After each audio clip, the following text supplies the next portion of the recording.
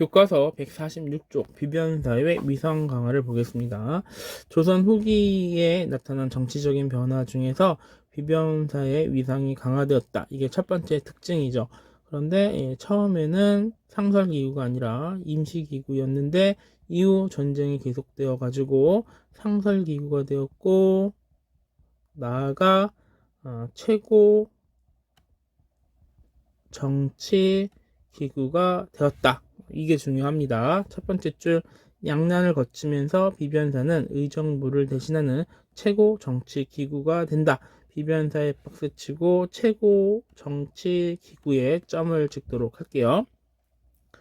옆으로 가서 원래는 외적의 진입에 대비하기 위해 설치되었던 임시기구로 출발을 했다.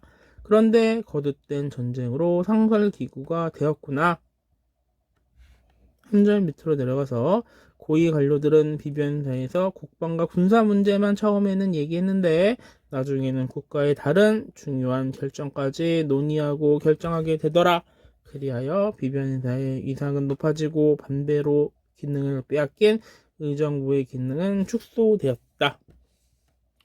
지방 통치 체제하고 군사 제도도 잠깐 보겠습니다. 첫 번째 줄 양난 이후에 양반이 농민을 억압하고 관리가 조세를 수탈한다. 정부는 유양소의 권한을 약화시키고 소령의 권한을 강화하여 향촌 문제를 해결하는 방향으로 나아간다. 이것은 한마디로 중앙 집권 체제를 강화하는 국가의 움직임이었다. 그리고 한 줄 밑으로 가서 외란 중에 훈련도감이 만들어졌다. 훈련도감은 박스치고 별표 1594년 임진왜란이 일어나고 2년 뒤 그리고 한성과 그 주변 지역에 어영청, 총융청, 수어청, 금이영이 설치됨으로써 중앙의 오군영 체제가 완성되었다. 한 줄 밑으로 내려가서 지방군으로서는 양반부터 천민까지 포함하여 소고군이 창설되었다. 소고군도 박스치고 소고군은 소고법으로 조직된 군대라는 뜻이고 그 소고법은 최소 단위가 5명부터 시작하기 때문에 그렇게 부릅니다. 특징은 예비군이 아니고 지방군이다. 그리고 군복무의 의무가 없는 양반과 천민까지 들어간 특수한 사례였다. 다음에 147페이지 조세제도의 개편. 두 번째 줄 국가는 재정을 확충하기 위해 두 가지 노력을 하는데 첫 번째는 전쟁으로 황폐해진 농지를 복구하기 위해 개간을 적극적으로 장려한다. 1번 또 조세제도를 개편하여 조세 수입을 늘리려고 노력하였다. 한 줄 밑으로 내려가서 국가의 재정 수입원 중 가장 큰 비중을 차지했던 것은 공납이었다. 이것을 개편했는데 공납이란 집집마다 토산물을 바치는 것이다.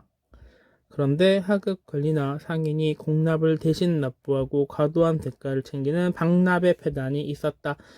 박납의 박스치고 정부는 이를 바로잡기 위해 이것을 불법이 아니라 합법화하죠. 불법이었던 것을 합법으로 바꾸는데 이제 특산물이 아니라 토지를 기준으로 쌀로서 또는 배, 면포, 동전 등을 거두는데 대부분은 쌀이었습니다. 그래서 이렇게 크게 한 가지 원칙으로 걷는 법 해가지고 대동법 이렇게 부르죠. 대동법에 박스치고 옆에 잠깐 설명을 조금 더 볼게요.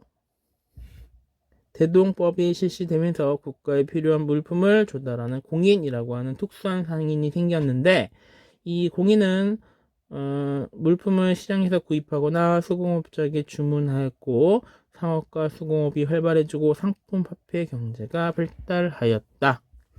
이 공인은 국가로부터 일단 대금을 받아요. 쌀로 받죠. 대동법으로 얻게 된 쌀을 받고 그거를 가지고 이제 상인과 수공업자로부터 물품을 잘 구해서 국가에다 납품하고 이윤을 챙기는 그러한 국가가 임명한 공식 상인을 말한다. 그래서 경제가 발달했다. 상품 화폐 경제는 좀 어려운 말인데 이거는 이제 자급자족이 아니고 자급자족에서 발달해가지고 상품 목적으로, 내다팔 목적으로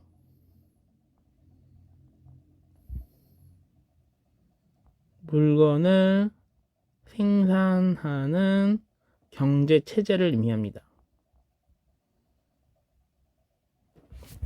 여기까지 하겠습니다.